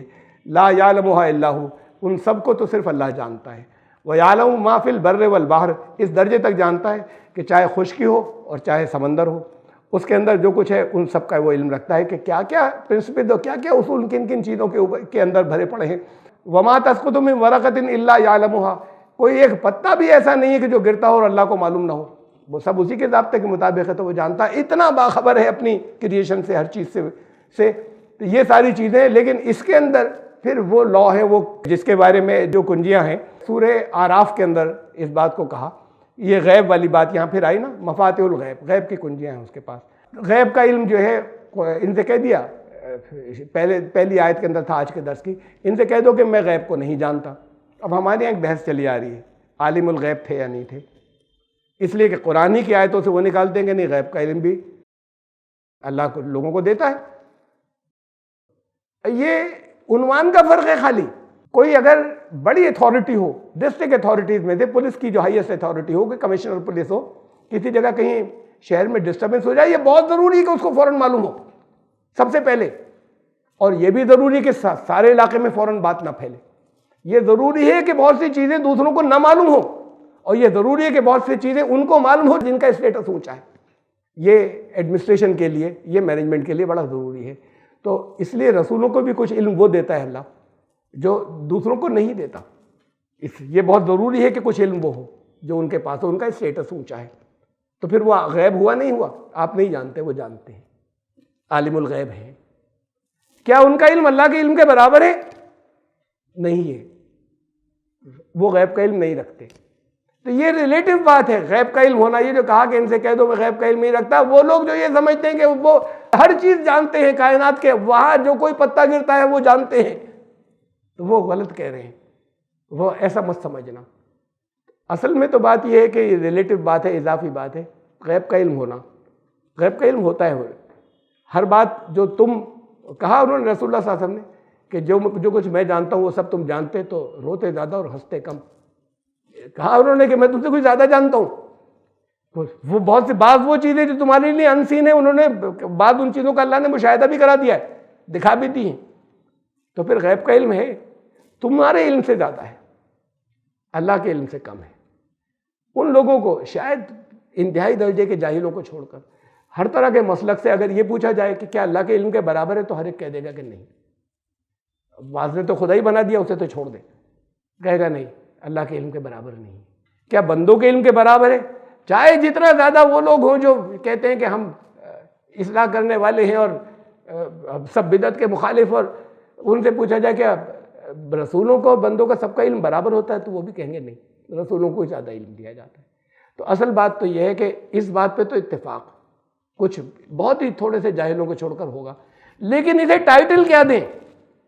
قرآن نے ہر جگہ ٹائٹل ہی دیا کہ تم ان سے کہہ دو کہ میں غیب کا علم نہیں رکھتا. نفس حقیقت اصل بات تو پھر تو اگر ایسے سمجھایا جائے تو سب مان لیں گے اور کوئی اختلاف بچے گا ہی نہیں. لیکن اسے ٹائٹل دینا, وہ جو محبت میں غلو کرتے ہیں وہ کہتے ہیں عالم الغیب تھے. قرآن یہ کہتا ہے کہ ٹائٹل دیا جائے گا کہ نہیں عالم الغیب نہیں ہے. عالم الغیب کا مطلب جو مطلق غیب, ہر چیز جو کچھ جانتا ہوں. اب ابتدا سب سے پہلی وہی جب آئی تو گھبرا گئے کہ یہ کیا ہوا, پریشان ہوئے, اس لیے کہ اس سے پہلے تجربہ نہیں تھا. غیب کا علم ہوتا تو پریشان نہیں ہوتے, جبریل آئے ہیں. اچھا ابھی تو وہی کی شروعات ہے نا, آگے چلیے اور آگے چلیے, درمیان میں آتے چلے جائیے. اگر غیب کا علم ہوتا تو طائف نہیں جاتے جہاں پر اتنا ستایا گیا اور اتنے پتھر مارے گئے, احتیاط کر لیتے, کسی اور انداز میں بات پہنچواتے. اچھا نہیں, ابھی تو سب مکی زندگی کی بات ہے نا, غیب کا علم تو آگے جا کے مکمل ہوا لوگ کہتے. اور آگے چلیے, اور آگے چلنے کے بعد یہاں اس دنیا کے اندر مثالیں بھری پڑی ہیں اس بات کی کہ علم نہیں تھا, وہ بات کو معلوم ہوا. جب جس وقت دنیا سے تشریف لے جا رہے ہیں اس وقت تو اب علم مکمل ہو چکا ہے نا, جتنا علم ان کو ملنا تھا. اب کہتے ہیں کہ عالم الغیب ہے. اب موجود ہیں, موجود تو ہیں, سب موجود ہیں. فرعون بھی موجود ہے, فرعون کو سزا مل رہی ہے اب بھی. اگر نہیں موجود تو سزا کسے ملے گی؟ اس کے اندر برزخ میں سزا مل رہی ہے. کہا کہ یہاں صبح شام آنکھ پر پیش کیا جاتا ہے اور قیامت کے دن سخت ترین عذاب میں ہوں گے. اس کا مطلب اس سے پہلے کی اسٹیج میں سزا میں ہے, جو قرآن کہہ رہا ہے. تو پھر اس اسٹیج کے اندر سب زندہ ہے, فرعون بھی زندہ ہے, رسول بھی زندہ ہے. اللہ کی مرضی کے مطابق, اس کے حکم کے مطابق اگر کوئی اللہ ان سے کام لے رہا ہے تو وہ بھی کر سکتے ہیں, کسی جگہ قید نہیں ہے کہیں پر. یہ تو آخری اسٹیج ہے نا کہ اب غیب کا علم ہو, حاضر و ناظر ہے. اسی لیے بعض لوگ کہتے ہیں کہ بس ہم نے نام لیا, ہر جگہ موجود ہے, اسی لیے ہم کھڑے ہو جاتے ہیں ان کے احترام میں سلام پڑھنے کے لیے. احترام بڑی اچھی چیز ہے, ضرور کھڑے ہو جائیے اگر وہ کھڑے ہونے کو پسند فرماتے ہوں. وہ تو اپنی مجلس کے اندر پسند نہیں فرماتے تھے کہ ان کے لیے لوگ کھڑے ہوں. جب یہاں پر موجود تھے منع کیا تھا نا, تو پھر احترام وہ نہیں ہے جس کو انہوں نے منع کیا وہ ہم کریں. لیکن یہ تصور کہ وہ ہر اس جگہ پہ موجود ہو جاتے ہیں خود سے اور ہر جگہ ہوتے ہیں, جیسے کہا ہر وقت کے ہر چیز کے حاضر اور ناظر ہیں. تو پھر ایک حدیث بخاری کی ہے کہ حوض کوثر کے اوپر لوگ چلے آ رہے ہوں گے, فرشتے روکیں گے, بھگائیں گے بہت سے لوگوں کو. رسول اللہ صلی اللہ علیہ وسلم کہیں گے یہ ایمان والے ادھر آ رہے ہیں, انہیں کیوں روکتے ہو, میرے اوپر ایمان والے ہیں. تو فرشتے کہیں گے لا تدری, رسول آپ نہیں جانتے, آپ کو علم نہیں ہے. یہ وہ لوگ ہیں جنہوں نے دین کو بدل دیا تھا, آپ نے جو دین دیا تھا اس سے بدل دیا تھا انہوں نے, اور بالکل کچھ نئی چیزیں شامل کر کے دین بنا دیا تھا. تو حضور صلی اللہ علیہ وسلم کہیں گے دور کرو انہیں, ہٹاؤ یہاں سے. ایک بخاری کی ایک حدیث ہے. یہ بھی اپنے آپ میں, یہ حدیثیں بھی ان میں سے بہت سی ایسی ہوتی ہیں کہ جو بالکل لفظاً نہیں بلکہ ایک الفاظ ایسے دیے جاتے ہیں جو ہماری سمجھ میں آئے, اس کے مفہوم جو ہیں وہ بالکل صحیح کیفیت کیا ہوگی ہمیں نہیں معلوم.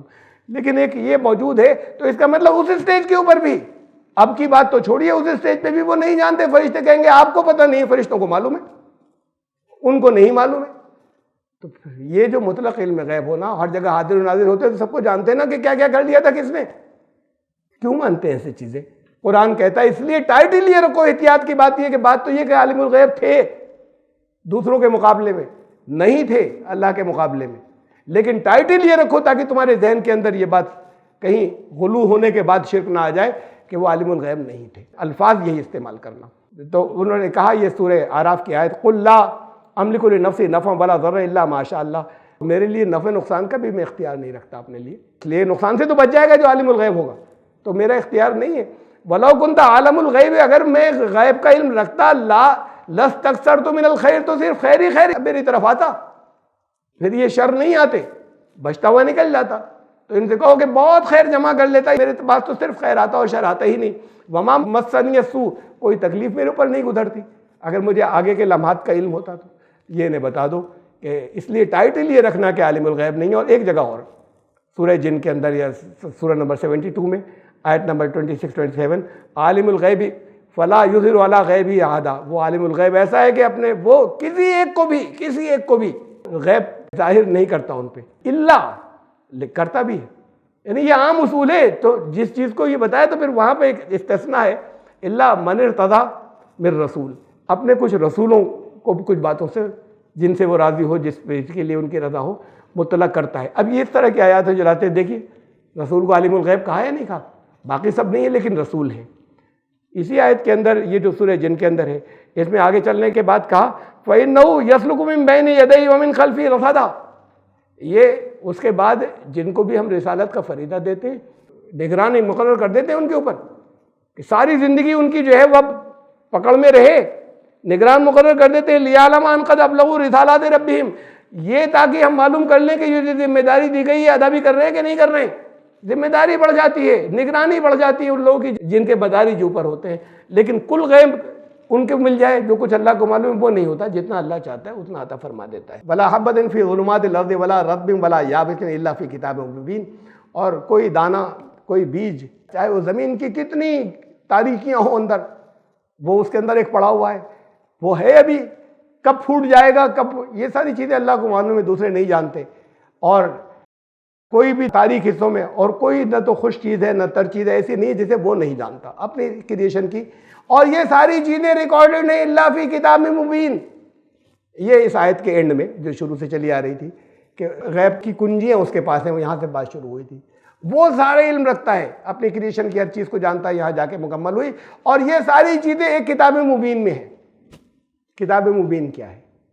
دیکھیے کتاب مکنون ہے، وہ کتاب جو خفیہ ہے، ام الکتاب جاڑو، وہ جو ام الکتاب ہے، وہ جو اللہ کا نوشتہ ہے، جیسے بھی ہے، جس طرح سے بھی ہے، جسے آپ قدر کہتے ہیں، وہ ساری چیزیں ایک کتاب مبین ہے، روشن، سب دیکھ لیں۔ یہ وہ نہیں ہے ام الکتاب یا کتاب مکنون۔ کتاب مبین یہ کتاب فطرت ہے، یہ نیچر ہے، کہا کہ یہ کنجیاں جو ہیں یہ ساری یہاں سے ملتی چلی جائیں گی، غور و فکر کرو گے تو۔ کنجی اللہ کے لیے نہیں ہوتی، کنجیاں تمہارے لیے ہیں، کوئی نہیں جانتا کتنی ہیں، تمہیں ملتی چلی جائیں گی۔ یہ سب کچھ، ان سب کے راز یہاں موجود ہیں، ان رازوں کی کنجیاں یہاں موجود ہیں کتاب مبین کے اندر، یہاں اس نیچر میں، اس کائنات کے اندر ڈھونڈتے جاؤ، تلاش کرتے جاؤ۔ یہ غیب کا علم مشاہدہ تمہارے لیے بنتا چلا جائے گا، پھر بھی رہے گا، باقی مکمل کبھی نہیں ہوگا، لیکن یہ غیب مشاہدے میں آتا چلا جاتا ہے۔ ایسے ہی غیب جیسے جیسے علم بڑھتا ہے انسان کا، ویسے ویسے وہ باتیں جو پہلے غیب میں تھی وہ مشاہدے میں آ جاتی ہیں۔ پہلے یہاں بیٹھ کر آپ اس کمرے کے باہر کی چیز نہیں دیکھ سکتے تھے اور ان سے بات نہیں کر سکتے تھے، آج یہاں بیٹھنے کے بعد آپ لائیو بات چیت کرتے ہیں، چاہے جتنے 1000 کلومیٹر کوئی دور ہو، کانفرنس ہو رہی ہیں، ویبینار ہو رہے ہیں، کوئی کہیں ہے، کوئی کہیں ہے، کوئی کہیں ہے، سب ہزاروں کلومیٹر ایک دوسرے سے دور ہے، ایسے بات کر رہے ہیں جیسے دوسرے کے سامنے۔ یہ غیب مشاہدہ بن گیا، غیب میں تھے جب تک یہ علم نہیں آیا تھا کہ ان کو کیسے ہم ساتھ بٹھا کر بات کر سکتے ہیں، چاہے جتنی دور ہو، لائیو بات کر سکتے ہیں۔ غیب مشاہدہ بن گیا، اس لیے کہ کنجی آ گئی، یہ کیسے ہوگا؟ تو یہ کنجیاں تمہارے لیے تھیں، ان کنجیوں کو حاصل کرو۔ یہ کتاب مبین میں ہے، روشن کتاب میں، یہ کتاب فطرت کے اندر یہ کنجیاں اللہ نے رکھی، اور یہ اسی لیے تم انہیں حاصل کرو اور ان سے انسانیت کا بھلا ہو اور تمہاری بھی اس سے ترقی ہو، لیکن ان راستوں کی طرف سے بچتا چلے جانا جہاں گم راہ ہو جاؤ، جہاں تمہاری راہ گم ہو جائے، ان راستوں پر جانا جو تمہارے لیے بتا دیے گئے ہیں کہ یہ ہدایت کے ہیں، یہ تمہیں خوشگواریوں کی طرف لے جائیں گے، اور یہی ہے وہ ہے جو اللہ نے اپنے اوپر رحمت لازم کر لی ہے کہ تمہیں گائیڈ کر دے اور تمہیں بتا دے، اور اگر کسی تک نہیں بات پہنچی تو اس کو نقصان کی طرف نہیں جانے دے، اس کو وہ روک لے، اس کے لیے وہ ظالم نہیں ہے، ظلم کا فیصلہ نہ کرے۔ ہم آیت نمبر 59 تک پہنچے سورہ الانعام کی، انشاءاللہ زندگی رہی تو آیت 60 سے پھر